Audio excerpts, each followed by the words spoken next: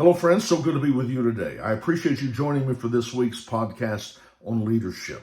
Today, I want to speak for just a couple of moments about the imagination, the important part that it plays in your life. If you're a leader of any kind, you're going some places maybe you don't know about, you're going to be doing things maybe that you didn't plan on doing. Imagination is going to play a big part in your future if you're going to be successful. Every good idea came from imagination. Any idea that you've ever had that maybe, I'm talking about that was your own, something that came to you, maybe you were in a spot, you didn't know how to get out of it. You're thinking, what in the world can we do? Well, you start through meditation, you start thinking about it, but your imagination kicks in and actually creates a way out of that situation. See, every good idea came from imagination. The creativity of things literally that doesn't even exist. Have you ever heard the phrase that said necessity is the mother of invention? Well, basically what that's saying is that you were in a spot. I don't know what we're going to do. I mean, we're in trouble here. How are we going to respond to this? Well, you begin to think about it, and suddenly you created something that didn't previously exist. That is your imagination. That's the power of it. So leadership is not just a title as such. I'm a leader. The leadership should be in the why and the where and the when and the how. It's being creative and building paths that may not have previously existed. So what happens, you think about something, you meditate, and you allow that part of you, that part of you that is from God, you allow that part of you to create something that didn't previously exist. Most people don't understand the power of imagination. You might say, well, exactly define that. How do you define imagination? Well, that's the part of God that was deposited in every man. That part of God that is his imagination. I mean, is God creative? Well, absolutely. Everything that you know around you he created. He created with the words of his mouth, but it didn't start with the words of his mouth. It was the imagination. It was the creativity in him, and the words simply became vehicles that brought that to pass. But that's the part of God that every man has been birthed with. And so, if I could just say it like this, by design, you are a creator. You're created in the image of God, and you create. If you want to know how God is creative, all you have to do is look within yourself and realize, dear Lord, I am also a creator. That's the power of my imagination. It creates. It brings things to life. It makes things live. Now, the problem is, many times our imagination has been used against us. I mean, just like love has been perverted by selfishness, imagination has been perverted by fear and anxiety. Now, you know that's true. I mean, how many times have we ever been in a situation where we became fearful of something that didn't even exist? We were afraid, fear, and literally we would break out in a sweat. We would be terrified. Your heart would race over something that didn't even exist. But fear created that. Well, what that is fear is the perversion of your meditation. That's not what God intended for it to be.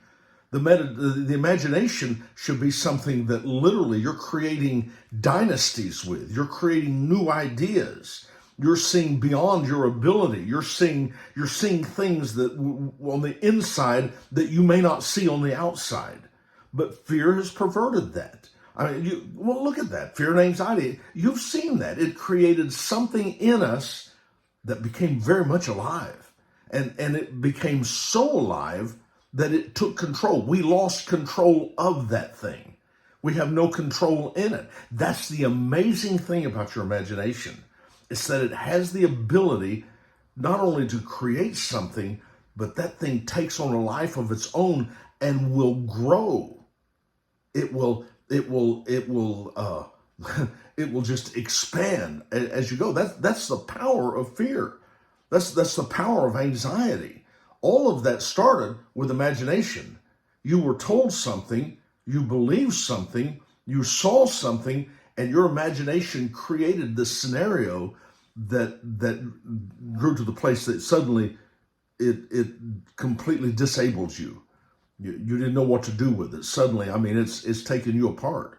So what's happened is instead of our imagination working for us, it's been used against us through that fear and that anxiety. I mean, it is so powerful. It can cause a physical manifestation, even if it's negative. It can bring into existence things that are on the inside of you and manifest them on the outside of you. So that's the power of imagination. And I guess I'm bringing up the negative side of it just simply because you can probably relate to that. But do you know that it's just as powerful on the opposite end of that? When you begin to operate in areas of wonder and of life, you begin to create thoughts and ideas, inventions that didn't even exist. I mean, we can go back and look at a lot of things even 50 years ago that did not exist, but the imagination of someone made it exist. I mean, back in the early 1960s, you remember the Jetsons?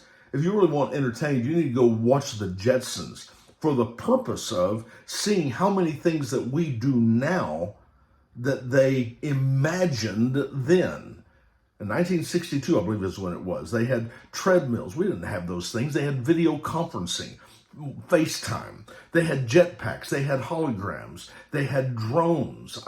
I mean, you can go on. 1966, when Star Trek came out, those things didn't exist.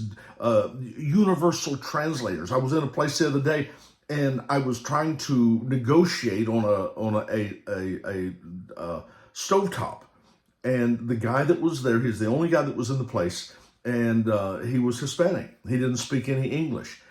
He just spoke Spanish. And so I had never seen this done, but what he did was he got his phone and he spoke into it in Spanish and then held it up to me and it spoke it in English. That was a universal translator. That didn't exist in 1966, but the imagination of someone, they created that and set it in motion, and now here we are, we're using it. I mean, tablet computers, you saw that then. Phasers on kill. Right now, the military, they're using phasers. Voice-activated computers. Of course, back then they were using flip phones. But you know that. 1931, there was Dick Tracy. Do you remember the video watch that he had? He would communicate with his headquarters through an iPhone or on his watch. I mean, it's amazing. All of those things were just the creativity that's on the inside of them. Can you imagine something that doesn't exist? See, you have the power to bring that to pass. Is your business struggling? There's a path out of that. Is your business going through difficulties? There's such a tendency just to give up and throw in the towel. But your imagination can create something that doesn't exist and create a path for your business to come from this low level up to a very high level. So it all depends. Now, I'll tell you one way that the imagination, you can kind of tap it, is the fact that I can see where your imagination is by asking what you see. Because what you see is what you're going to talk about. What you see on the what you see is something of what's on the inside. I remember the Jeremiah chapter 1, God came to Jeremiah 3 times and said, "What do you see? Jeremiah, what do you see?" And he told him. He came back a few minutes later and said, "Jeremiah, tell me again, what do you see?" See, because what you see becomes the watermark for your life, because that's what your imagination has created. Every one of you right now, you're operating at a certain level in life because that's what you see. Your imagination has created a very comfortable place for you to live. But see, if you can imagine something more, if you can just see something more, your imagination will make it live. It will. It'll bring something out of you that will produce life, that will draw men and women to you. It'll draw opportunities to you. Stay away from complainers. People who are complainers only see something terrible. Their imagination is destroying their life, and if you're around them very long, it'll destroy your life too. But right now, there's a wonderful opportunity for you if you can just see it, if you can just imagine it. Right quickly, if we could go back to the Tower of Babel, what was the statement that was made? God said, let us go down and see what they've done. How did he say that? For nothing will be restrained from them that they have imagined to do. Okay, that means something big. So what have you imagined to do for your business, for your family, for your health, for your opportunities, for your ability to communicate? I mean, this device that I'm right now speaking to you through, that was once just in the imagination. They didn't have personal computers until 1980. I mean, you don't have to go back that far. I'm just telling you, all of it was just in the imagination. But once they saw it, they created. What do you see? It's time for you to move out of the place that you are to the place that God intended for you to be. But the imagination is the vehicle that's going to make that take place. Okay? All right. I'm going to stop right there. I want you to spend some time in meditation about it. You've got a problem, spend some time in meditation and let your imagination work. Just let it work. Let it create something. Let it take you someplace that you didn't know you could go. And it'll be a wonderful, wonderful journey. All right. Listen, thank you for joining me today. If you would like more information, you can go to my website, jerryedmond.com. There's a lot of references there, a lot of opportunities there for you that I think will be a blessing. All right. Love you guys. Hey, listen to me. I'm glad to be with you today. We're going to be back next week with some more. Be sure and push like and share this with somebody. Share with a friend. All right. I love you guys. I'll talk to you later. Bye-bye.